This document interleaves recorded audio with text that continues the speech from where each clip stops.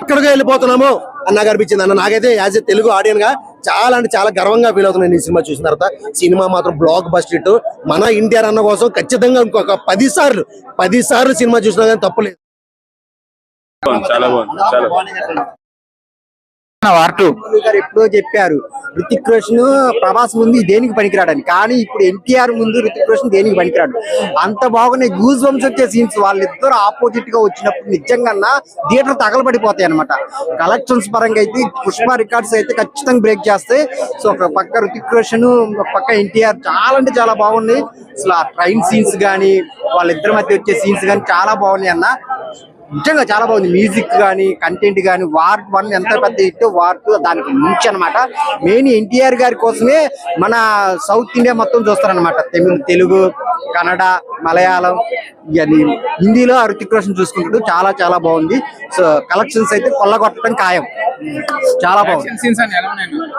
Action scenes కోసమే ఒకటికి 10 సార్లు వెళ్తారనమాట. అసలు ఆ సీన్స్ చాలా బాగున్నాయి. డెవలప్ చేసిన విధానం కూడా చాలా బాగున్నాయి. సో చాలా బాగుంది. మన ఎన్టీఆర్ అనేది వార్ 2 చాలా హై మూమెంట్స్ ఉన్నాయి సినిమాలో అయితే మాత్రం. ముఖ్యంగా చెప్పాలంటే ఎన్టీఆర్ గారు అనే యాక్టింగ్ అయితే మొత్తం రగ్గుట్టేసాడు. అంటే చాలా కష్టపడ్డాడు 6 ప్యాక్ రావడం మాత్రం. ఆ 6 ప్యాక్ అంటే చాలా మంది ట్రోలింగ్ చేశారు కదా, మనోడు హైట్ మన పొట్టి కనపడదని. నిజంగా సినిమాలో మాత్రం చాలా చాలా బాగా షూట్ అయిందన్న. ఇద్దరి మధ్యన ఫైట్ అంటే క్లైమాక్స్ కొంచెం అతిగా అనిపించింది, కానీ మిగతాదంతా సూపర్ అనమాట. అంటే ఇద్దరు ఏజెంట్లే, కాకపోతే ఏంటంటే ఒకరు తెలియకుండా ఒకరిని మిషన్ రీల్ చేస్తుంటారు. ఆ టైంలో ఇద్దరు కలుసుకుంటే ఒక సన్నివేశం, ఒక యాక్షన్ పార్ట్ ఉంటుంది. అదైతే నెక్స్ట్ లెవెల్ ఉంటుంది. అది ట్రైన్ మీద వస్తున్నారు కార్ మీద, అదే అనమాట. అదైతే ఇంటర్వల్ యాక్షన్ పార్ట్ అయితే మాత్రం సూపర్ అన్నమాట. ఇంకా బ్యాక్గ్రౌండ్స్ కోసం మాట్లాడుకుంటే నిజంగా బ్యాక్గ్రౌండ్ స్కోర్ చించి చెండాడి అనిపించింది. ఇంకా టాలీవుడ్ లో ఇలాంటి వాళ్ళని తెచ్చుకుంటే ఇంకా సినిమాలు నిలుగుతాయి అనిపించింది. ఇంకా మన ఋతిక్ రోషన్ బాడీ కోసం, యాక్టింగ్ కోసం చెప్పేదే ఉంది. ఇంకా హీరోయిన్ అయితే మంచి గ్లామరస్ గా సూపర్ అన్నమాట. మొత్తం ఇప్పేసింది అని చెప్తారు సినిమాలో మాత్రం.